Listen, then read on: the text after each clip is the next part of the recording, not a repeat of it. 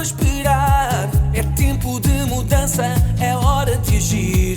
O quinto império está para surgir. Olá amigos, então hoje é dia de ajustar contas. Nas relativas de 2025, como muitos de vocês sabem, outros não, mas passo a informar que eu fui o segundo candidato pelo Círculo Eleitoral de Porto Alegre do Partido Chega. E o primeiro candidato foi o João Lopes Aleixo. O João Lopes Aleixo foi alvo, e muitas vezes me o disseram a mim, de alguns ataques em que diziam que ele era apenas mais um forasteiro que caiu de paraquedas, que depois de eleito iria desaparecer e ficar sentado na Assembleia da República a receber o dinheirinho, que não era de Porto Alegre, logo nunca iria fazer um trabalho focado na região, a defender o distrito e muitas outras coisas dentro desse mesmo género.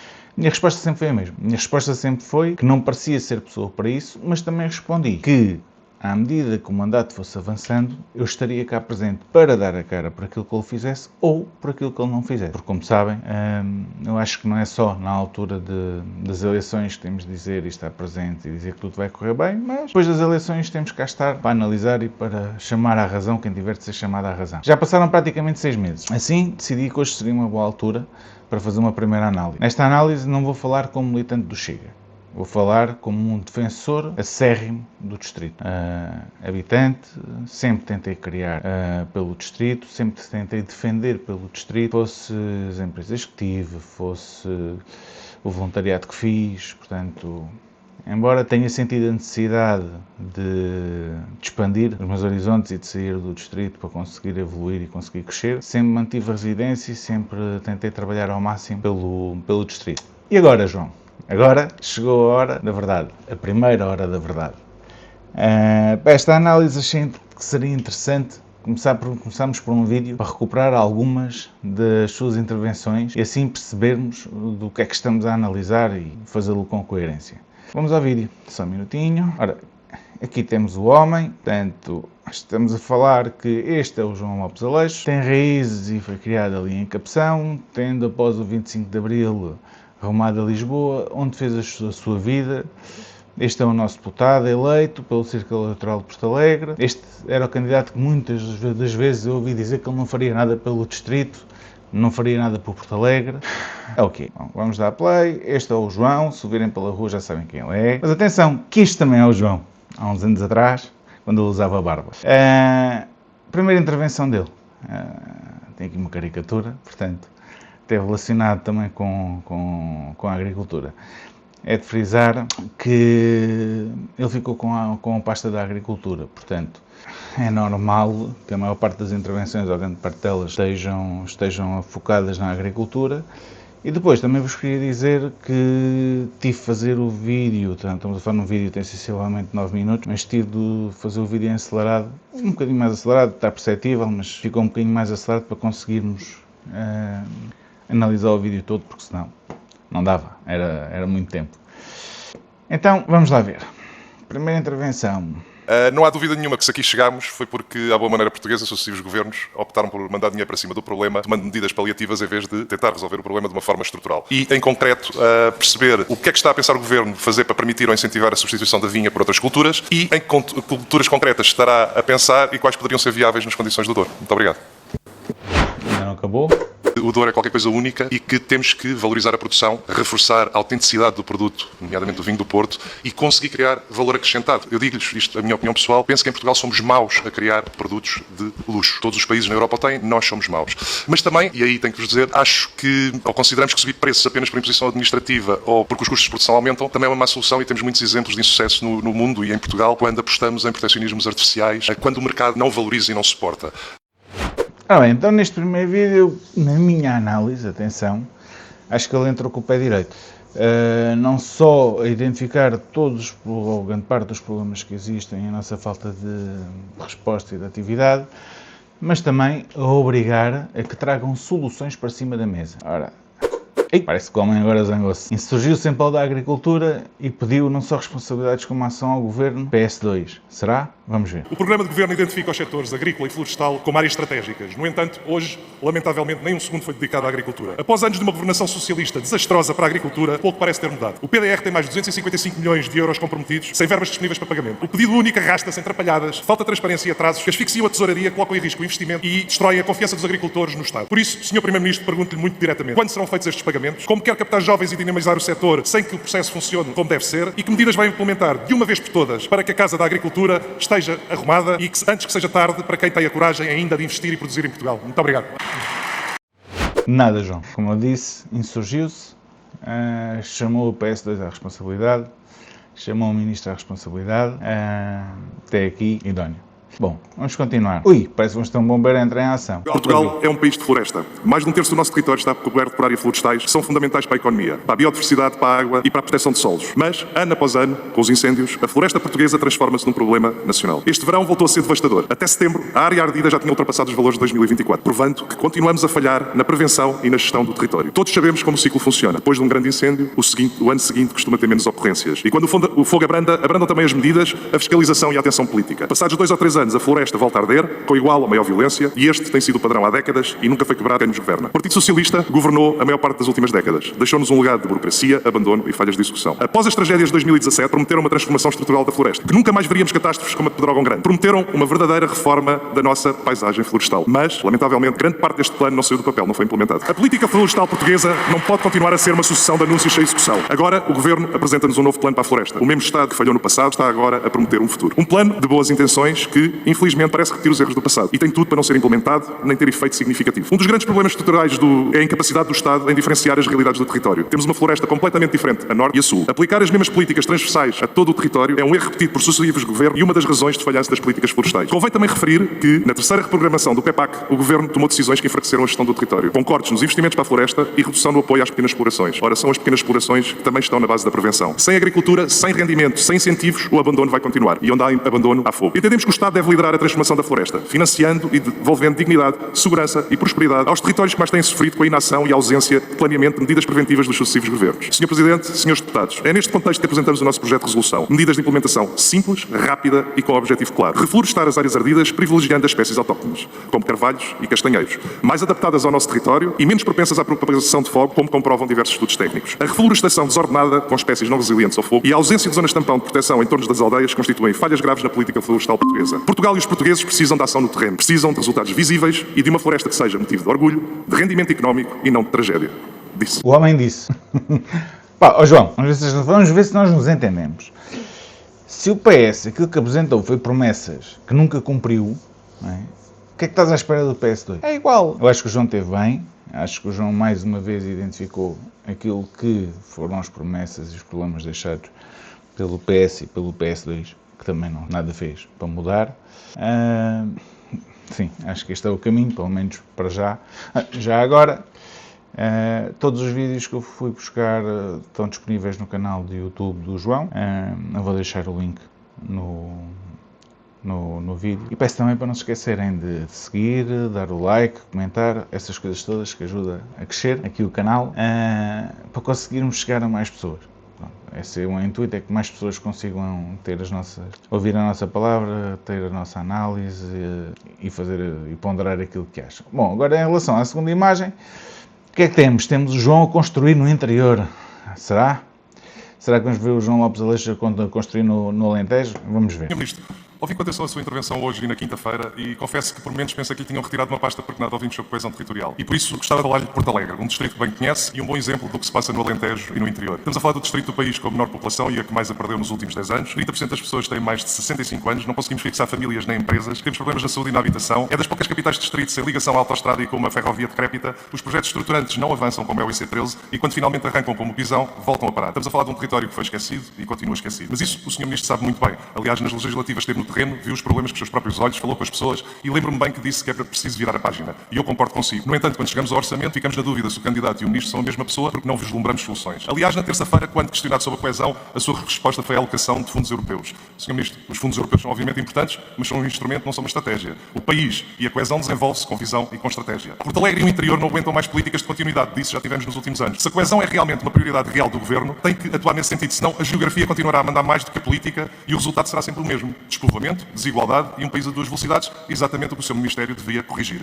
Assim pergunto-lhe, muito diretamente, quando teremos medidas concretas de coesão territorial que vão para além da mera gestão de fundos europeus e como pretende o Governo inverter décadas de governos desastrosos e políticas desastrosas no interior e de que forma vamos garantir que distritos como Porto Alegre conseguem fixar pessoas, empresas e ter futuro. Muito obrigado. Nada.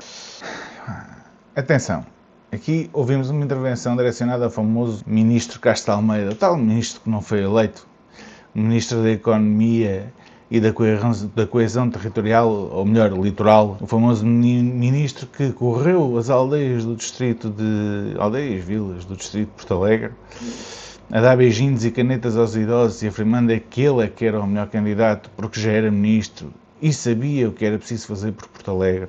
Claro que o candidato e o ministro não são a mesma pessoa. Enquanto candidato, era o vale tudo, ao contrário daquilo que nós fizemos, porque aquilo que nós prometemos às pessoas sempre foi trabalho, mais trabalho, mais trabalho, e agora como ministro, é o que se vê. No Orçamento de Estado, nenhuma palavra aborda a coesão territorial, o distrito pelo qual não foi eleito depois, ao qual concorreu, portanto, mais vale não vir nas próximas, com aquilo que está a fazer. Vocês já não enganam as pessoas e não vão voltar a tentar enganar os portalegrenses, ou melhor, não vão voltar a conseguir enganar os habitantes do distrito de Porto Alegre. Aqui em resumo temos nem pisão, nem autoestradas, nem IC13, nem nada. E sabem porquê? Porque estes camelos, que nos governam há 50 anos, precisam de um deserto para atravessar quando vão para o Algarve. É só por causa disso que o Alentejo não desenvolve. Porque não era difícil desenvolver políticas, fazer autoestradas, políticas fortes naquilo que é o desenvolvimento económico. Mas não, eles precisam de um deserto. Com qualquer camelo, faz-lhe falta um deserto para quando vão para o Algarve. Eu penso que o João esteve irrepreensível. Mas também não me vou alongar com este tema, que eu depois começo a explanar e a mim acaba por me ferir. Eu sou muito defensor daquilo que é o nosso distrito e faz-me uma confusão. Este sim era um paraquedista. Pensava que chegava aqui, dava canetazinhas, beijinhos e enganava os idosos. Este sim. Isto é que é aqueles camelos que precisam de um deserto para quando vão para o Algarve. Então vamos ver, imagem 5. Imagem 5, uma imagem com IC13, uma das minhas grandes batalhas para o desenvolvimento do distrito. Vamos ver o vídeo. Há distritos no país que acumulam promessas em vez de obras. É o caso do distrito de Porto Alegre. Temos diversas infraestruturas determinantes para o desenvolvimento do distrito que não vêm à luz do dia. Óleo do IC13, da ligação à cidade de Porto Alegre à autoestrada, assim como a renovação da linha de leste. Isto apesar de diversas promessas de sucessivos governos ao longo dos anos. Ainda a semana passada na Ponte Sor, o Sr. Ministro afirmava que o IC13 é para ser concluído na totalidade. E ainda ontem aqui nesta Câmara o Sr. Ministro da Economia dizia estar focado no cumprimento da promessa deste governo de ligar Porto Alegre à autoestrada. A questão que persiste é quando, porque nos últimos anos os governos parecem querer, Porto Alegre continua a sonhar, mas estas obras insistem em não nascer. Por isso, a minha pergunta muito objetiva é quando é que estas obras serão concretizadas, quando teremos cronogramas, dotações e concursos lançados. Muito obrigado. Essa é a resposta, João. Nunca. A resposta é nunca. Os habitantes do distrito continuam a sonhar com as promessas destes governos que não possam de bons atores, todos eles, todos os ministros são bons atores, fazem excelentes peças e sempre cá estão em campanha. Agora, depois da campanha acabar, depois de se irem embora, escrevem uma coisa ou outra no orçamento.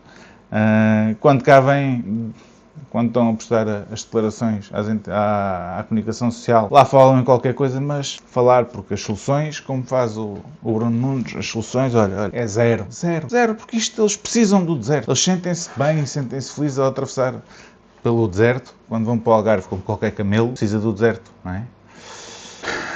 Vamos continuar. O João zangou-se. Calma. Parece que o João agora vem ainda mais zangado. Vamos ver. Pelo que vimos, a agricultura vai ficar sem fundos e o Sr. Ministro vai ficar sem tempo para me responder. Mas, de qualquer forma, vamos ao tema. Portugal vive hoje um paradoxo agrícola profundo. Somos uma nação com uma das agriculturas mais envelhecidas da Europa e, ao mesmo tempo, temos um território rural cuja sobrevivência depende literal e emocionalmente da agricultura. Segundo a Comissão Europeia, a idade média dos agricultores em Portugal é de 64 anos, enquanto na Europa é de 57. E se olharmos para outro indicador, a situação é ainda mais dramática, porque menos de 4% dos agricultores portugueses têm menos de 40 anos e, se olharmos para a União Europeia, o número é o triplo. Estamos a falar de 12%. Ou seja, não estamos a falar de uma divergência estatística e meramente estatística. Estamos a falar de uma declaração de emergência nacional. Se não formos capazes de renovar a agricultura, também não vamos ser capazes de renovar o país. E esta não é apenas uma questão agrícola, é uma questão de coesão territorial, social e demográfica, e aliás o Sr. Ministro referia isso há pouco. No Alentejo e no interior, a agricultura não é apenas uma atividade económica, é a linha entre a vida e o abandono. E é a primeira e muitas vezes a última linha de defesa contra o despovoamento, contra o abandono, o desemprego, o envelhecimento extremo das nossas comunidades. Na realidade, quando um agricultor desiste da agricultura, por exemplo em Porto Alegre ou Monforte, não perdemos apenas produção, perdemos uma família, perdemos uma escola, perdemos um comércio, perdemos um serviço público, na realidade perdemos um bocado do país. O Sr. Ministro, no programa de Governo e na nota explicativa do Orçamento de Estado, era a questão da renovação geracional e fê-lo ainda há pouco, como prioridade, e mais do que uma prioridade, um eixo crítico da estratégia para a agricultura. E aí concordamos plenamente. Mas reconhecer o problema não chega para o resolver. Portugal, aliás, conhece demasiado bem esta narrativa de prioridades declaradas que não chegam ao terreno, não têm aplicação prática. No fundo, ambições escritas que não se transformam em execução. Os desafios são claros, consensuais, desde Bruxelas aos nossos agricultores, são várias as causas identificadas. Sabemos, por exemplo, que os jovens não entram na agricultura porque o custo de capital é elevado, que os apoios chegam tarde, perde-se demasiado tempo na papelada e na burocracia e não no campo. Ou seja, infelizmente somos um país de carimbo.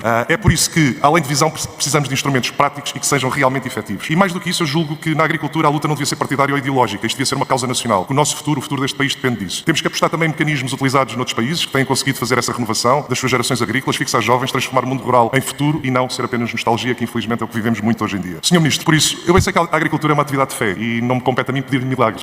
Peço-lhe sim coerência e coragem para transformar as intenções políticas em práticas efetivas que me parece, no fundo, tem. Assim seja capaz. Porque as palavras realmente estão no programa, falta a prática que está na execução e no orçamento. E por isso queria lhe perguntar, e porque demonstra ter essa necessidade e vontade de investimento na renovação geracional, mas julgo que temos que ir um pouco mais longe. E por isso, se o Governo está disponível para robustecer o Orçamento de Estado, com medidas específicas para apoio aos jovens agricultores, como incentivos fiscais em sede de IRS e IRC, incentivos dedicados à primeira instalação e fundos de apoio à agricultura de pequena escala, que pode ser um fator decisivo para a alteração do mosaico deste país. Achas, João? A sério? Mas sabes tu que vai ficar tudo por isso mesmo. Vai ficar tudo no papel, nada vai evoluir, sabes porquê?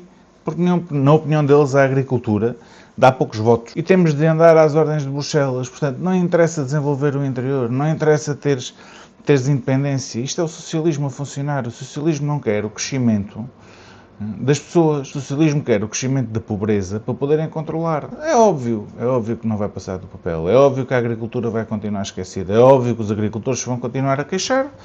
É normal, não há ciência. Aliás, e se fazes agricultura, acabas com o deserto, pá. E não podes acabar com o deserto, porque os camelos precisam do deserto para quando vão para o Algarve. Não podes esquecer disso. Vamos continuar. Ei, João agora parece ainda mais furioso. Deixa ver. Barragem do Pisão. Os loucos do clima bloquearam a nossa obra. Zangados.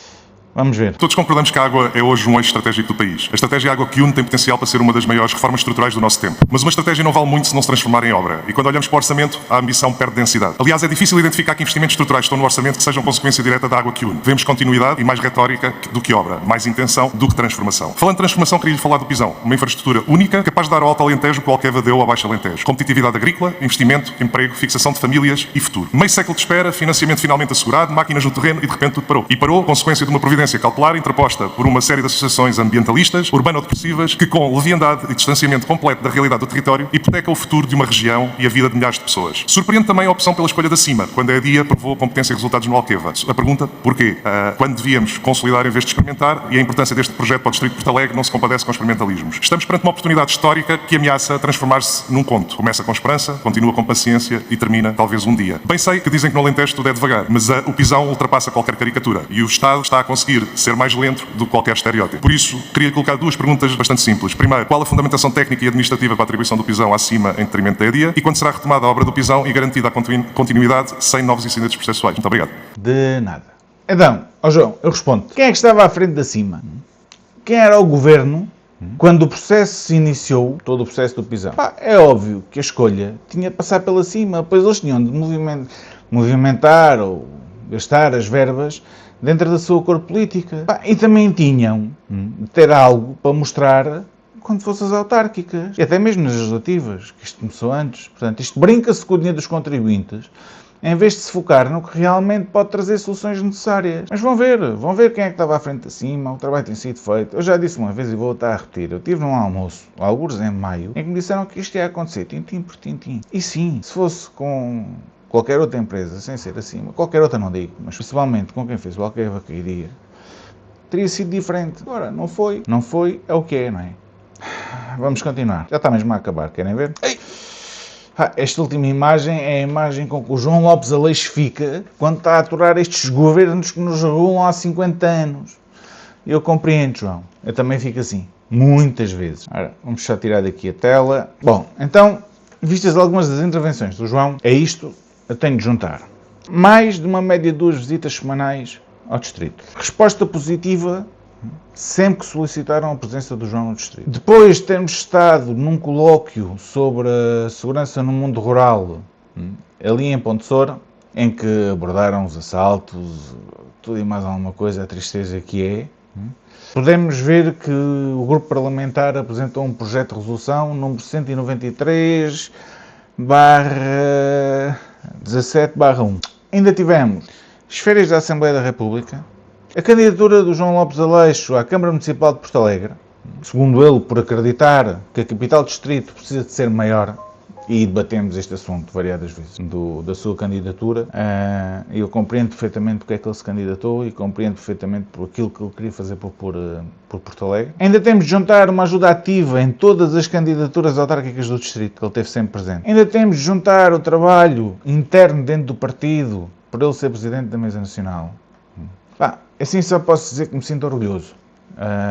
Ao mesmo tempo de agradecido. Agradecido porquê? Por 6 meses fortemente dedicados ao distrito, por me ter dado razão sempre que eu disse que ele estaria presente, por ter procurado vir a Ponte Soura quando foram as agressões a um simpatizante do Chega que meteram no hospital e o senhor teve de ser operado. Assim como outras agressões que existiram também. Visita essa em que até deu uma entrevista a um canal que acabou por nunca ser partilhado. Porque é que será? Não terá ficado a entrevista na gaveta, derivada a não agradar as cores do sistema? Provavelmente pode ter sido, ou não. Por estar sempre preocupado e disponível para lutar por Porto Alegre. Bom, esta foi a minha análise, esta é a minha resposta a tudo o que me foi dito antes do João ter sido eleito. Recordo-me de, se não todas, grande parte das pessoas, e tenho de ser sincero, já muitas delas me disseram: boa Luís, tinhas razão, foi uma boa surpresa. É importante sabermos reconhecer quando estamos errados, e foi o que aconteceu com muitas pessoas, mas também não é menos importante sabermos dar a oportunidade às pessoas, porque mais do mesmo, não é? Portanto, precisamos de mudança, precisamos de força, precisamos de garra, precisamos de quem queira lutar.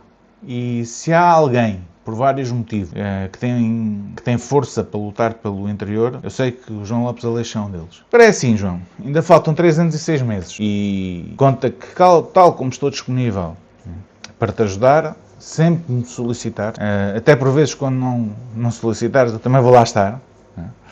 Mas também estarei aqui para continuar a fazer a análise e para continuar quase que a cobrar, que não é preciso, fazes-te pagar bem, mas quase a cobrar por aquilo que prometeste. E aquilo que tu me prometeste, aquilo que tu prometeste a todas as pessoas durante aquele mês e meio de campanha, penso eu, foi trabalho, dedicação, e tens estado a cumprir. Portanto, obrigado a todos, espero que se sintam representados e que, principalmente quem é do interior, quem é do distrito de Porto Alegre, que este vídeo vos deixe elucidados sobre o trabalho que tem sido feito pelo deputado eleito pelo distrito de Porto Alegre. Não só por ele também tem um grupo de pessoas por trás que o estão a ajudar, e eu, da minha parte, estarei sempre disponível para o fazer. Agora, resta-me pedir para seguirem a página, darem um likezico no vídeo, que faz sempre falta, fazerem os comentários que eu gosto, os comentários que eu não gosto, mas que podemos debater sobre eles, e aqueles comentários que eu ainda gosto menos, que são aqueles comentários que eu vou logo apagar, porque mais uma pessoa do sistema que evaporou-se da minha caixa de comentários. Muito obrigado, estamos juntos e até breve.